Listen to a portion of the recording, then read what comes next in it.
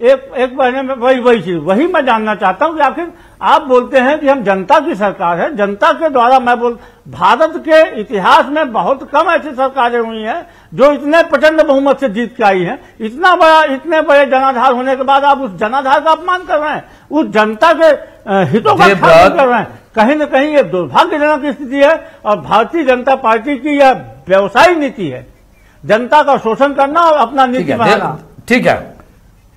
ठीक है, मैं उस पर आ रहा हूं सर। देवव्रत, आप मेरी आवाज आ रही है अब तक? जी बिल्कुल आ रही है। देवव्रत, बाजार को क्या कहेंगे आप? जिस हिसाब से लगातार इसको महंगाई को देख रहे हैं, कवर कर रहे हैं, पेट्रोलियम पदार्थ को पिछले 10 दिन में पेट्रोल में 5 रुपया 5.5 रुपया बढ़ गया और डीजल में 5 रुपया 58 पैसा बढ़ गया, कैसे देखते हैं? ऊपर से आलू 30 रुपया से ऊपर है, प्याज 20 रुपया से ऊपर है, सस्ता कब होगा? क्या लोगों के नसीब में महंगाई ही लिखी हुई है? बाजार में लोग क्या कह रहे हैं, खरीदार क्या कह रहे हैं?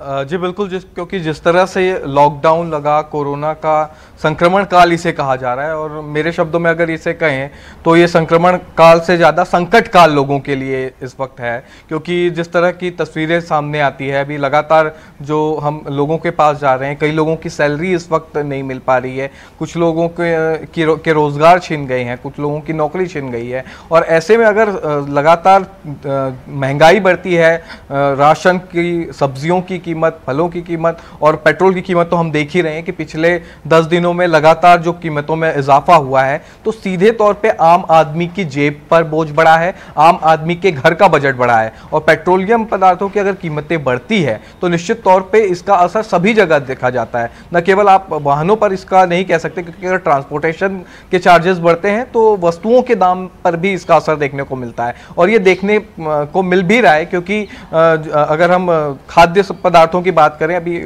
आज के ही मार्केट में मैं जब गया हुआ था तो वहां पर जो लोग पहुंचे हुए थे उनका यही कहना था कि 2 से 3 महीने पहले जब वो लोग आते थे तब उनकी खरीदारी करने पर पैसे काफ़ी कम लगते थे। एक झोला जो सब्जी अगर खरीदने आते थे तो तकरीबन 100 से 150 रुपए में आ जाती थी। अब वही सब्जी के लिए उनको 400 से 450 रुपए खर्च करना पड़ रहा है। तो बजट यहाँ पर लोगों का बढ़ा है, सीधे बोझ बढ़ रहा है। और क्योंकि कोरोना काल से तो इंसान जूझ ही रहा है, साथ ही अब एक तरह से महंगाई की जो दुगनी मार है वो लोगों को यहाँ पर झेलनी पड़ रही है। तो एक तरह से नियंत्रण, जो कीमतों पर नियंत्रण है वो सरकार को करना चाहिए। जरूरी चीजों पर नियंत्रण करने की बात हालांकि यहाँ पर लगातार किए जा रहे हैं दावे, लेकिन जो असलियत सामने आती है उसमें चुपके से ये दाम कब बढ़ गए किसी को पता नहीं चला। क्योंकि छोटी छोटी चीजों में, हर एक चीज में आप जाके देखेंगे, जब खरीदेंगे तब 1-1 रुपए 2-2 रुपए से लेकर के 10 रुपए से 20 रुपए तक की चीजें बढ़ गई हैं।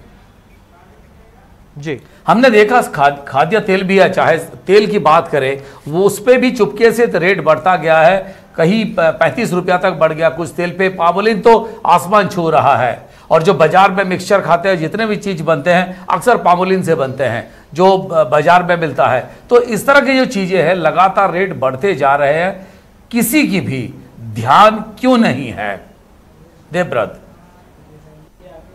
जी बिल्कुल, ध्यान इसलिए नहीं है क्योंकि अभी सब लोगों को लग रहा है कि कोरोना की तरफ ज़्यादा ध्यान इधर बटा हुआ है, लेकिन असली जो ज़रूरत है अभी फ़िलहाल लोगों की वो है खाद्य सामग्री और एसेंशियल जो चीज़ें हैं, जो बहुत ज़रूरी लोगों की चीज़ें हैं, उस पर उसकी लिस्ट तो सरकार द्वारा जारी कर दी गई है, उसकी कीमतों पर ही ज़्यादा फोकस कर दिया गया है। बाकी ऐसी चीज़ें जो कि ज़रूरी हैं और नज़र नहीं आती है, उन चीज़ों पर अब तक सरकार का ध्यान नहीं गया है। और आम आदमी भी इस वक्त मजबूर है क्योंकि खरीदारी उसको करनी पड़ रही है और क्योंकि रोजाना इस तरह से कीमतों में परिवर्तन हो रहा है और इस पर नियंत्रण अभी फिलहाल तो दिखाई नहीं दे रहा है। क्योंकि जब तक के मैंने मार्केट में भी यहाँ पर चैम्बर ऑफ कॉमर्स के अध्यक्ष से मेरी बात हुई है तो उनका ये कहना था कि अभी प्रोडक्शन जो है वो कई चीजों का कम हो गया है। जैसे कि खाद्य तेलों की बात करें तो मजदूर वहां पर नहीं पहुंच रहे हैं और सरसों का जो उत्पादन जहां से होता है तो वो सप्लाई नहीं हो पा रही, तभी मुनाफाखोर उसमें अभी काफी एक्टिव हो गए हैं, सजग हो गए हैं।